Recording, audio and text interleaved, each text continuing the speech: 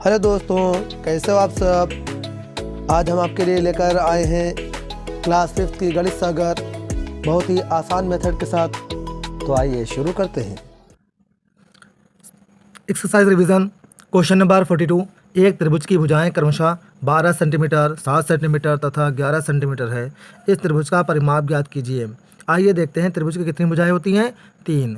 इन 3 भुजाओं से बनी हुई आकृति को हम त्रिभुज कहते हैं। जैसे ये 3 भुजाएं हैं, एक ये हो गई, दूसरी ये हो गई और तीसरी ये वाली हो गई।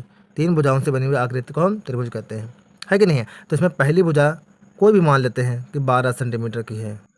त्रिभुज की पहली भुजा ए बी बराबर माना त्रिभुज की पहली भुजा ए बी बराबर 12 सेंटीमीटर, है कि नहीं, 12 सेंटीमीटर। अब दूसरी मान लेंगे। त्रिभुज की दूसरी भुजा बी सी बराबर 7 सेंटीमीटर। पहली को ए बी मान लिया, दूसरी को बी सी मान लिया, ठीक है। अब त्रिभुज की तीसरी भुजा सी ए बराबर 11 सेंटीमीटर।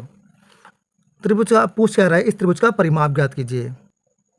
त्रिभुज का परिमाप ज्ञात कीजिए मतलब क्वेश्चन मार्क। तो एक फार्मूला आता है, सूत्र यहाँ लिखते हैं हम। सूत्र क्या होता है, अच्छा सवाल ये उठता है परिमाप क्या होता है। तो हमेशा ध्यान रखना, त्रिभुज का जो परिमाप होता है, इसमें भुजाएं होती हैं आपकी कितनी, 3, है कि नहीं। तो तीनों भुजाओं का जो योग होता है वही त्रिभुज का परिमाप होता है। तो A B plus B C plus C A, 3 भुजाएं हैं, ए बी बी सी सी ए, है कि नहीं। इन तीनों भुजाओं का क्या कर देंगे, योग कर देंगे। तो जोड़ लेना, योग माने जोड़, तो जोड़ देना है। तो ए बी कितनी आपकी 12 सेंटीमीटर, प्लस के नीचे प्लस, ये आपकी है बी सी 7 सेंटीमीटर और सी ए है आपकी 11 सेंटीमीटर। तो इनका जो कुल परिमाप आएगा वही त्रिभुज का परिमाप होता है, ठीक है। 3 कुल जो योग आएगा। अब सीधे क्या है, 12 7 19 11 30, तो आपका सीधे 30 सेंटीमीटर इसका परिमाप होगा। यही आपका आंसर। ओके, समझ में आया कि नहीं आया। 12 7 19 और 11 30, ये 30 सेंटीमीटर इसका परिमाप हो जाएगा।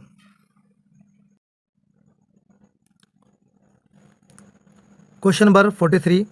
निम्नलिखित आकृति का परिमाप ज्ञात कीजिए। आइए सामने देखते हैं आकृति कौन सी बनी हुई है। तो इसमें कितनी भुजाएं हैं, 3 भुजाओं वाले फिगर को या आकृति को क्या कहते हैं, हम त्रिभुज कहते हैं। इसमें हम पहली भुजा क्या मान लेते हैं आपकी, ये वाली पहली भुजा हो गई, ठीक। इसको हम मान लेते हैं दूसरी भुजा, इसको मान लेते हैं हम तीसरी भुजा, ठीक। तो पहली भुजा ए बी कितनी दी आपकी 4.5 सेंटीमीटर, 4.5 सेंटीमीटर, इसको नोट कर लेते हैं। त्रिभुज की पहली भुजा ए बी बराबर 4.5 सेंटीमीटर। त्रिभुज की दूसरी भुजा बी सी बराबर 5.3 सेंटीमीटर। त्रिभुज की तीसरी भुजा सी ए बराबर 5.8 सेंटीमीटर। तो आइए निकालते हैं त्रिभुज का परिमाप। त्रिभुज का परिमाप बराबर क्वेश्चन मार्क, ये हमें निकालना है। तो आइए निकालते हैं। त्रिभुज का परिमाप ए बराबर होता है A B plus B C plus C A. अब ए बी का मान कितना है आपका 4.5 है, ये रख देना, प्लस के नीचे प्लस लगा देना। और बी सी का मान कितना है आपका 5.3 है, तो इसके नीचे रख देना और प्लस के नीचे प्लस लगा देना। और सी ए का मान कितना है 5.8, आगे सेंटीमीटर लिखा हुआ है, सेंटीमीटर लिख देना, ठीक। अब सभी को जोड़ दीजिए, कितना बनता है 8 3 11 11 5 16, 16 का आ गया 6 और 1 कैरी हो गया, 1 और 5 6 6 5 11 11 और 4 हो गया 15, 15.1। 1 डिजिट के बाद क्या है आपका पॉइंट लगा हुआ है, तो 1 डिजिट के बाद पॉइंट लगा देना, तो हो जाएगा आपका आंसर कितना, टोटल 15.6 सेंटीमीटर। यही आपका परिमाप हो गया। पार्ट नंबर ख। बच्चों, इस आकृति को आप सभी लोग तो बहुत अच्छी तरीके से पहचानते होंगे। क्या नाम है इसका, आयत। क्यों, क्योंकि आमने सामने के देखिए इसमें 2 लंबाइयाँ हैं और 2 चौड़ाइयाँ हैं। जो छोटी लाइनें हैं उनको हम चौड़ाई कहते हैं और जो लंबी लाइनें हैं उनको हम लंबाई कहते हैं। तो आमने सामने के 2 लंबाइयाँ हैं और 2 चौड़ाइयाँ हैं, और इनके आमने सामने के कोने क्या हैं 90-90 अंश के हैं, है कि नहीं। ये क्या है 90-90 के हैं, इधर वाला भी 90-90 का है। तो प्रत्येक जो कोण हो वो 90 अंश का हो, ठीक। 4 कोने हैं ना, 4 कोने क्या है 90 अंश के हों, और आमने सामने की लंबाइयाँ बराबर हों, चौड़ाई भी बराबर हों, और दोनों के विकर्ण क्या हों, बराबर हों। तो ऐसी बनी हुई आकृति को हम आयत कहते हैं। क्या कहते हैं? आयत। आज समझ गए ना? अगर नहीं जानते तो आज समझ लीजिएगा। ठीक। अब यहाँ पे क्या करते हैं, हमें यहाँ पर आकृति नहीं बतानी, बल्कि इस आकृति को पहचान करके इनका परिमाप बताना है। तो आइए हम परिमाप जानते हैं। ठीक है। आयत का परिमाप बराबर क्वेश्चन मार्क। हमें दिया क्या है? आयत की लंबाई। क्या चीज़ दी है? आयत। हमें आयत की लंबाई दी है। लंबाई कितनी दी है?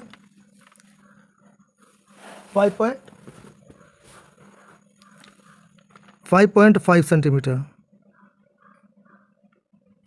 और चौड़ाई दी है 3.5 सेंटीमीटर। तो लंबाई कितनी है? 5.5 सेंटीमीटर और चौड़ाई दी है 3.5 सेंटीमीटर। अब हमें क्या निकालना है? जब लंबाई चौड़ाई दोनों चीज़ पता हो तो सीधे परिमाप पूछ रहा है, तो परिमाप निकाल दीजिए। परिमाप का फार्मूला होता क्या है? तो आयत का परिमाप बराबर होता है 2 गुणे लंबाई प्लस चौड़ाई। आगे सेंटीमीटर जो भी इकाई होगी वो सेंटीमीटर वगैरह लिख देना, या मीटर होगा जो होगा वो इकाई लिख देना। तो 2 के नीचे 2 लिख देना, गुणे के नीचे गुणे लगा लेना, ब्रैकेट। फिर लिखा है लंबाई। लंबाई कितनी आपकी दी है? 5.5 सेंटीमीटर, प्लस के नीचे प्लस लगा देना, और चौड़ाई दी है 3.5 सेंटीमीटर। ब्रैकेट बंद है, बंद कर लेना। आगे मान सब काहे में दिया? सेंटीमीटर में, सेंटीमीटर मात्रक लिख देना। ऐसे ही 2 के नीचे 2 लिखा है, लिख लेना, गुणे के नीचे गुणा लगा लेना। इन दोनों को जोड़ लो, कितना आएगा आपका? 5 3 8, और ये देखिए पॉइंट के बाद ये 5 बार लगा हुआ है तो 1 जोड़ लेना, आधा आधा है ना, दोनों जोड़ लेना, 9 हो जाएगा। या ऐसे कर दो, 5 5 10, 10 का 0 हंस लगा, 1 1 और 3 4, 4 5 9, 1 अंक के बाद दशमलव लगा है, लगा लेना, तो सीधे 9 ही तो आ गया। आ गया समझ में? आगे सेंटीमीटर लिख लेना। फिर क्या है? 9 का पढ़ा 2 बार पढ़ेंगे तो कितना आएगा? 9 दूनी 18 सेंटीमीटर। यही आपका आंसर हो जाएगा। तो आयत का परिमाप कितना आएगा? 18 सेंटीमीटर। ओके। सामने देखिए जो आकृति बनी हुई है, इस आकृति को आप सभी बच्चों पहचानते होंगे। इसको क्या कहते हैं? वर्ग। क्यों कहते हैं? क्योंकि इसमें प्रत्येक भुजा देखिए क्या है? 3.5 सेंटीमीटर दी है। प्रत्येक भुजा बराबर है कि नहीं? जितने ये है उतने ये है, उतने ये वाली है, उतने चौथा नंबर वाली भी है। तो सभी भुजाएं क्या हैं? बराबर हैं। इसका नाम डालेंगे ABCD। चारों भुजाएं बराबर। जब चारों भुजाएं बराबर हों तो ऐसी बनी हुई आकृति को हम वर्ग कहते हैं, जिसको इंग्लिश में स्क्वायर भी कहा जाता है। और आयत को क्या कहते हैं? रेक्टेंगल।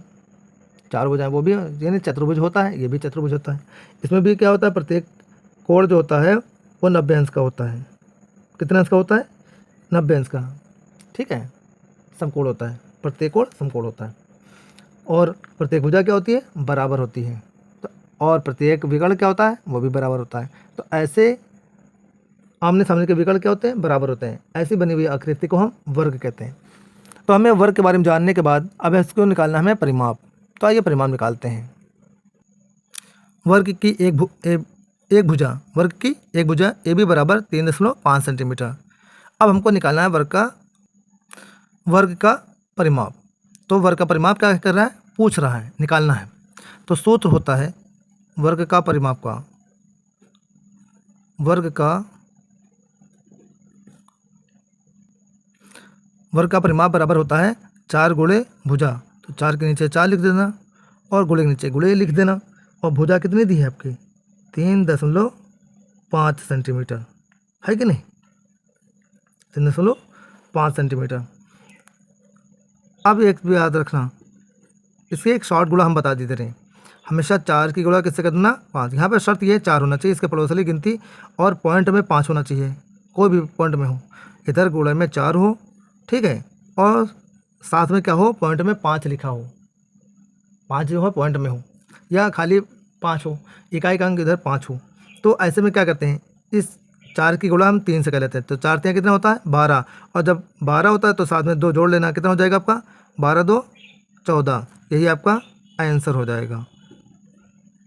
नहीं समझे? तो वर्ग का परिमाप कितना आएगा? 14 सेंटीमीटर। ओके, यही आपका आंसर। That's all.